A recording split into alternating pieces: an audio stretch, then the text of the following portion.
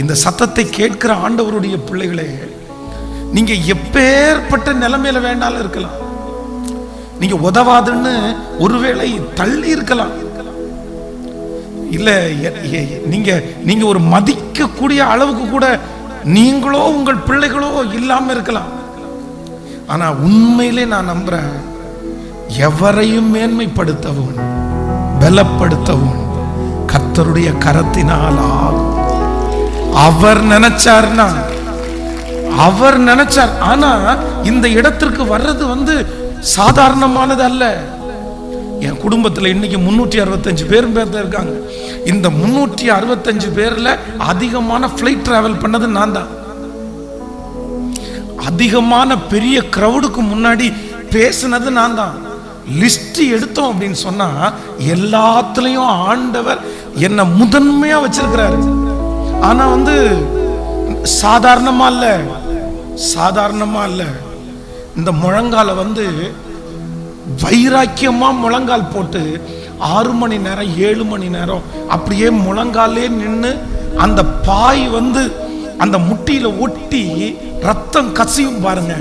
அந்த ரத்தத்தை பார்த்து சந்தோஷப்பட்டிருக்கிறேன். ஆண்டவரே, ரத்தத்தினால நான் உங்களை தொட்டுட்டு ஆண்டவரேன்னு சொல்லி இருக்கிறேன். இந்த கையை கொண்டு போய் செவத்திலேயே இடிச்சு எங்க ஆண்டவரே இருக்கிறீங்க, நீங்க என்ன ஆசீர்வதிக்க முடியுமா, நீங்க என்ன உயர்த்த முடியுமா அப்படி கேட்டிருக்கிறேன்.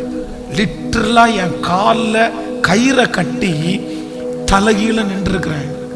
எப்படியாவது உங்களை நான் பெற்றுக்கொள்ளணும் ஆண்டவரே, எப்படியாவது நீங்க என்ன தொற்றணும் ஆண்டவரே.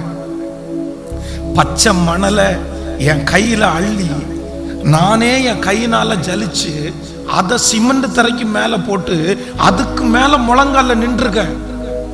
எனக்கு அம்மா இல்ல ஆண்டவரே, எனக்கு அப்பா இல்ல ஆண்டவரே, எனக்கு படிப்பு எதுவுமே இல்ல ஆண்டவரே, எனக்கு எந்த பின்னணியும் இல்லை ஆண்டவரே, எனக்கு யாரும் இல்லை, எனக்கு நீங்க தான் அம்மா, எனக்கு நீங்க தான் அப்பா, என்ன உயர்த்துறதற்கு உங்களை தவிர வேற யாராலையும் முடியாதுன்னு சொல்லி பச்சை மணலுக்கு மேல முழங்கால நின்று இருக்கிறேன். ஆனா ஒன்னே ஒண்ணு மட்டும் கண்டுபிடிச்சேன், என் ஆண்டவரை தேடுற, என் ஆண்டவரை நெருங்குற ஒருத்தரையும் அவர் கைவிட மாட்டார் அப்படின்றதற்கு வேற யாருமே வேற யாருமே சாட்சி கிடையாது. நான் உங்களுக்கு முன்னாடி கர்த்தர் சாட்சியா நிறுத்தி இருக்கிறாரு.